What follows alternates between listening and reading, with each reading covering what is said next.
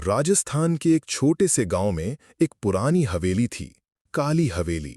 लोगों का मानना था कि वहां कोई आत्मा भटकती है। रात होते ही वहां से अजीब सी चीखें सुनाई देती थीं, और अब तक जो भी वहां गया वो या तो लौटा नहीं या पागल हो गया। कहानी की शुरुआत। आरव एक पत्रकार था जो रहस्यमयी जगहों पर जाकर सच्चाई का पता लगाता था। उसे जब काली हवेली की कहानी पता चली तो वो तुरंत वहां जाने के लिए तैयार हो गया। गांव वालों ने उसे बहुत मना किया, पर उसने सबको नजरअंदाज किया। सच सामने लाना मेरा काम है, उसने कहा। पहली रात।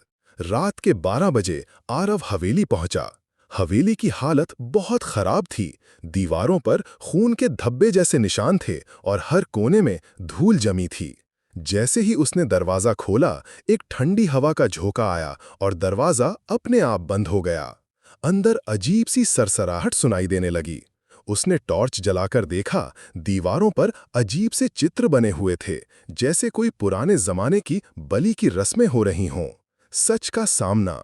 अचानक उसे ऊपर की मंजिल से किसी के रोने की आवाज आई। डरते हुए वो ऊपर गया। वहां एक कमरा था जो बंद था। जैसे ही उसने दरवाजा खोला, उसे एक लड़की दिखी, सफेद साड़ी में, उलझे बाल और खून से सना चेहरा। वो कुछ कहने ही वाला था कि लड़की ने उसकी तरफ देखा और चीख मारी।